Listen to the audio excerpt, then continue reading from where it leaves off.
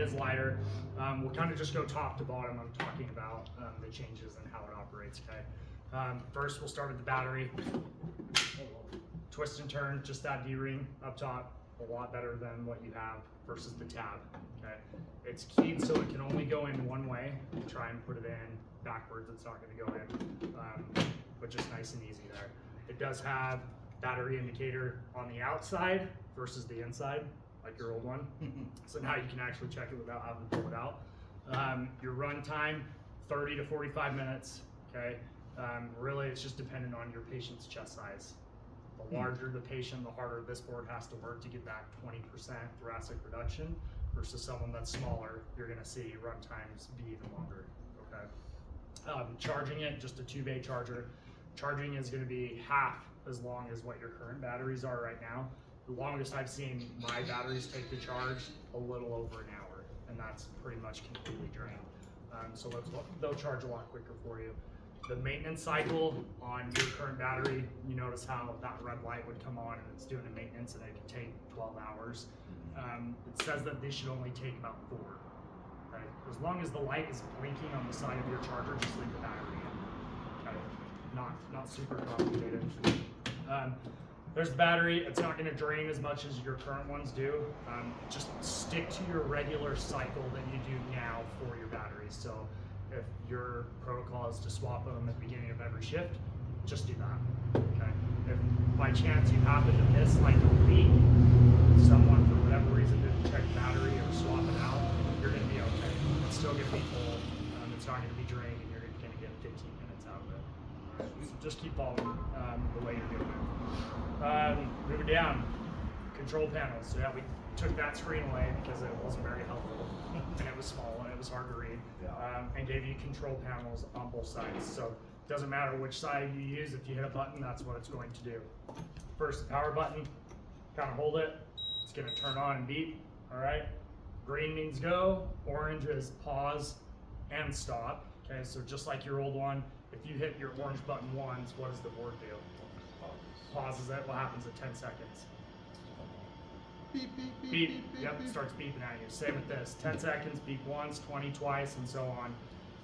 Yours at 30 seconds, it's continuous. This one, it goes to 60 seconds. Okay? To stop the beeping, you just hit the orange button again, and you won't hear it. All right. Yours power up in 30 to 2. So will this one. How do you get into continuous mode on your board? You have to select continuous. What color button? Is it Gray one.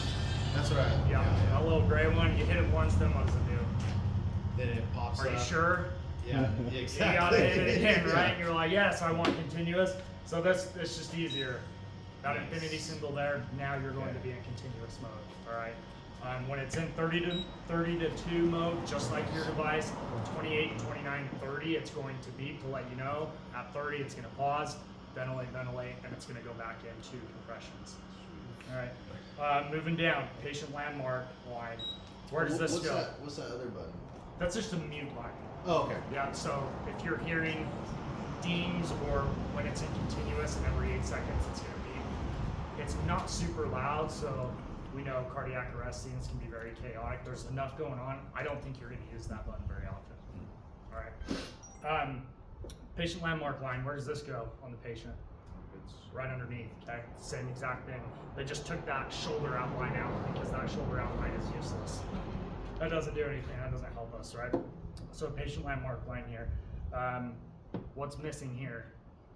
those rings or Your load cells. Yeah. Yep, black load cells. That was the culprit of 90+% of the problems, where designed in good theory to where if the patient were to shift and move, that the board would sense that and say, oh, stop, we don't want to compress in the wrong spot.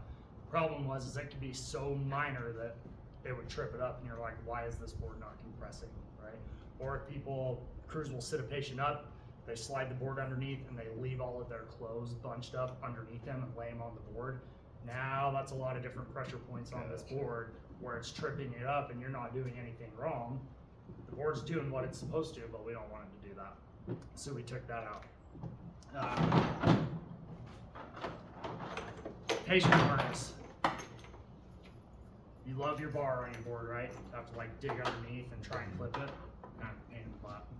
So we switched that. Instead of giving you a swivel and having to reach under them and clip it, it's just like a socket. So it's just a quick release here on the sides. Push the top button. That's gonna go in and secure it, just on both sides. It'll be a lot easier for you. Same thing once it's on, not on top of the band. You go yellows first.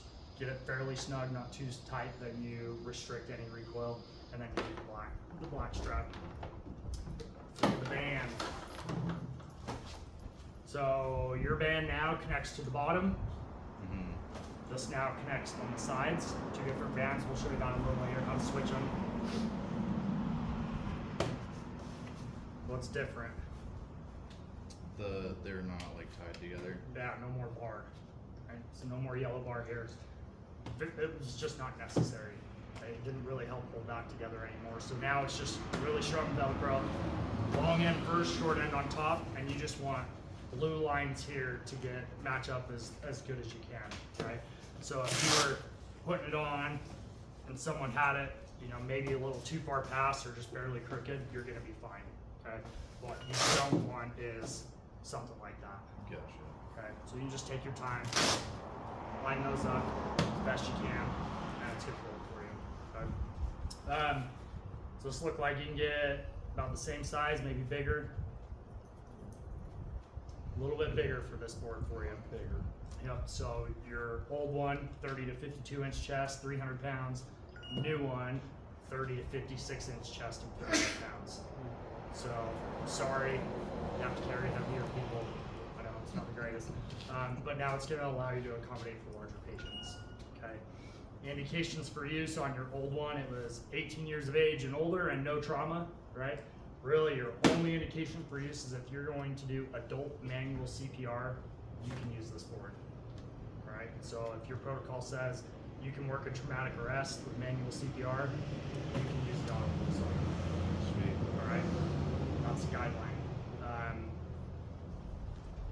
Your protocol for determining ped or adult, Brian shared, it kind of varies, right? We just say AHA guidelines for this, signs of puberty.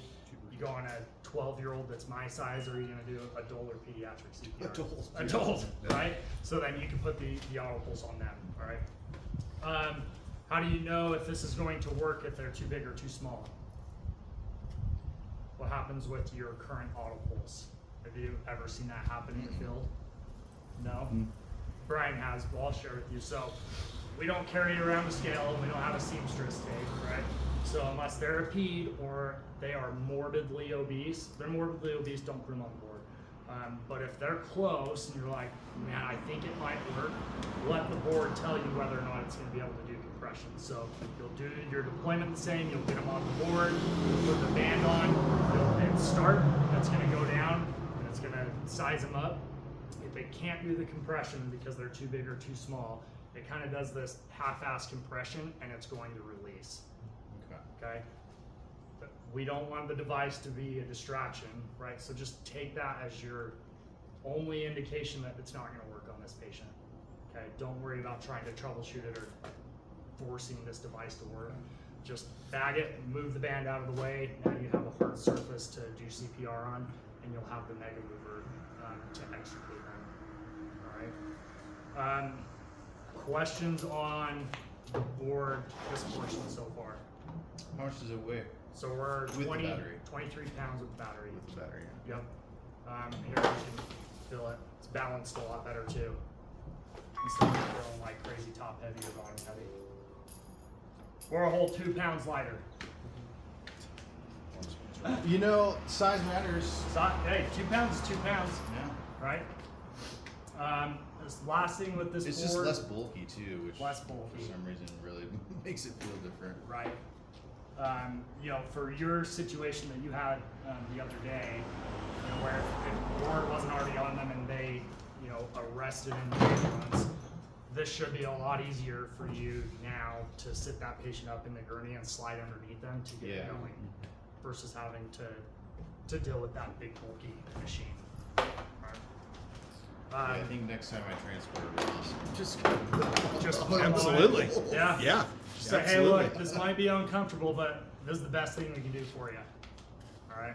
Good on operation things with the board. Does this seem easier than your current one? Yeah. Yeah, pretty straightforward. There are, there's battery indicator here. There's a couple of error codes. We can kind of go over some of them right now. One of them actually happened today, which is the first time I've ever had this board error out on me in 2 years. But it's this triangle here, okay? That's gonna be essentially your check engine light for the device, okay? Let's say you're running a cardiac arrest, device is compressing just fine. Someone notices that this light comes on, but the board is still working. That's fine, let the board keep going, okay? Finish your arrest, and then when it's over, let Brian know so that they can give Zola a call so that they can look at it, all right? Now, the other scenario where what would happen is you're running the board, compressions are happening, light triangle comes on, and the device stops, okay? Think about all the different troubleshooting that you have with your old board where it fails. You got to look at the screen, you got to try and read the words. It gives out 50, 40 different numbers of what error code it is, right? There's just way too much that goes in trying to troubleshoot that device. The guidance with this one is that light comes on and this stops compressing.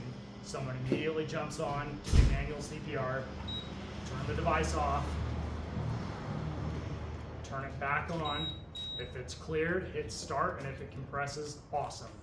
Finish your call, let Brian know, call Zola, look at it, okay? If you turn it on and that doesn't clear, that's it. Gotcha. Okay? Don't let it be a distraction. Bag it, move the light band to the bottom, just do manual CPR for the rest of the call. Okay? We just want it to be simple for you crews to use and operate. I like that. Right? Yeah. If it's a distraction, we're not really helping our patients, right? Okay. Good on this. Carry case. You use a Mega Mover right now, most of the time, sometimes. Essentially, yeah. Okay. This is the new Mega Mover. So really, same concept. Device is going to live in the Mega Mover. Feet slide into the bottom there. This top portion goes over the top, and then you just have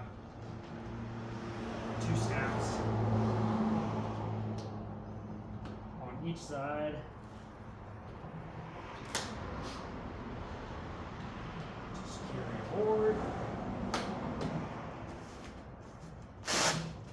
And you're done. Okay? I like this Mega Mover because not only is the device secured to your Mega Mover, you also have an additional waist harness to go across your patient to secure them to the board. And you can also get their arms tucked in so they're not flailing around. Okay? They changed the Mega Mover portion. Do you remember what was on your Mega Mover? Puke buckets with feet for extra supplies. Yeah. Puke They bucket. said, yeah. Someone in engineering was like, oh, let's give them a pocket to put their feet in. Well, we all know that's a collection for shit and all sorts of nasty stuff, right? So they got rid of that. That'll make it easier to clean for sure. Yeah, right. So they got rid of that nasty pocket. They tightened up some of the seams so that, yeah, to your point, it's going to be a little bit easier for you to decon. Okay. I mean, if you do have to decon it, it was a nasty code. Just take this Autopulse out. You can hose the Mega Mover down. Use whatever wipes that you currently use and just wipe down your Autopulse. Okay. Questions? You know, when we use the Autopulse, we're generally showing up to a scene where somebody's already receiving manual CPR. Mhm. And so, if we show up, we've got our Autopulse. What's kind of the procedure for applying the Mega Mover and all that and the Autopulse? Good question. I'm gonna show you how deployments Okay. should It look. doesn't change much. It really shouldn't. That's what we saw earlier. I had Brian do kind of a little demo of how you're doing, deployments, and how you do it really shouldn't change. I think it's going to be easier with this device but I'll give you some tips and tricks on how you can kind of have a singular system on how you roll it Yeah. out most of the time. I say most of the time because I can't say this is how you must do it every time. Totally. Because there's instances where it's going to be a shit show and you just don't have to do what you got to do. Totally. Right? So I'll go over that deployment with you. We can jump into that. Other questions before we kind of go into the deployment? Bottom line is, as soon as you get there, the sooner you get the patient on the Autopulse, because it gets 500% better perfusion than manual CPR, the better your chance for success is going to be. Yep. The longer we delay, the lower our chances are of resuscitation. Yep. And what's good about this that we'll walk through is, you know, if you don't have a system or kind of a standard as to how you deploy it, then it kind of gets all over the place. And then when you go to deploy it, things aren't in the right spot, and then you find that you're spending so much time off the chest, and it's like, okay, well, it just took us 45 seconds to get this thing going, all while doing really bad manual CPR. Did we really do our patient any favors? Right. Probably not, right? So we'll show you how to deploy this to really maximize your chances of success, to make it go smooth almost every single time. All right, let's package. I'll show you how this is packaged up. So I put large life band down first, small one on top. Just don't put your Velcro on it because it's single patient use. All right, your waist strap, you can either fold it across just so you don't forget about it, or there's a little kind of a pocket there that you can tuck it up into. I don't care either way. Folding, I'll have you help me. So folding your mega mover, okay? So we're gonna take it all the way to the top, okay? Then we're gonna go in half until you see this blue line there. We're gonna go in half again until you see that blue line. And then we're gonna go in half again until you see yellow.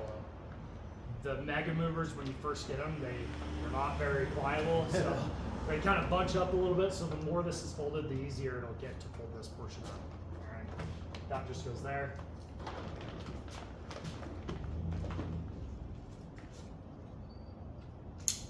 Perfect.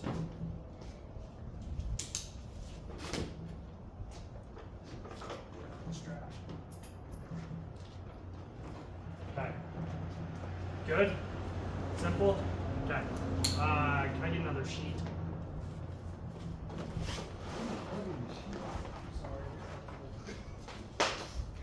Let's do a deployment. Do I have, who's a regular crew here?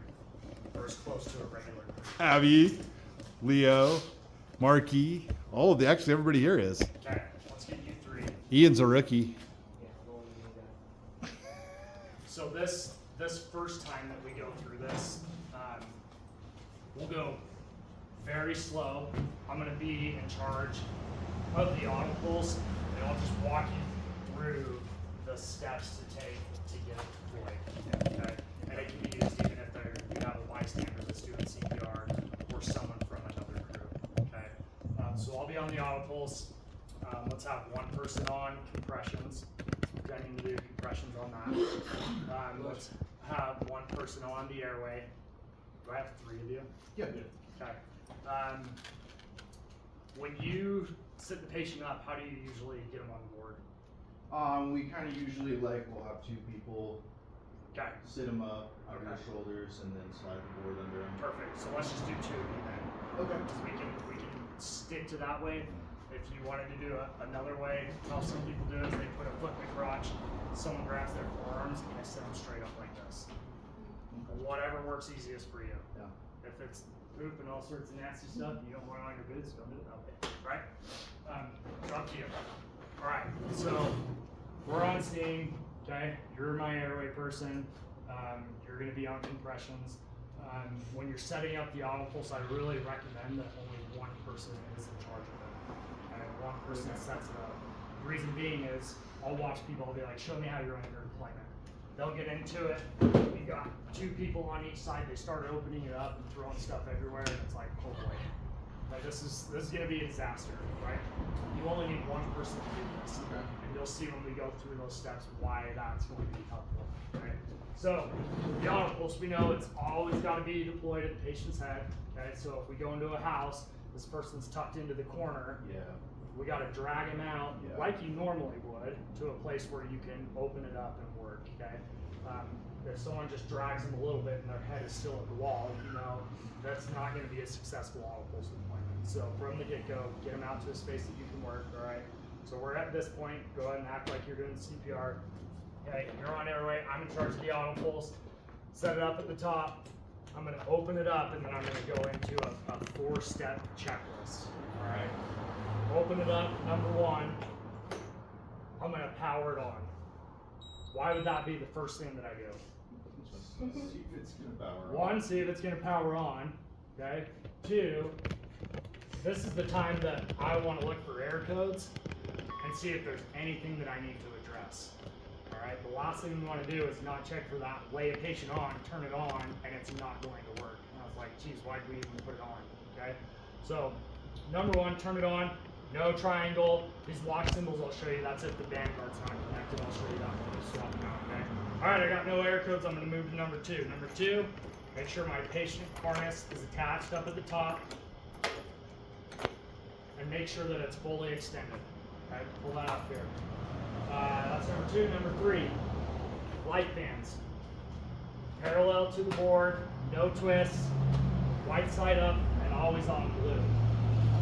What happens when people rush this? Now what I just do?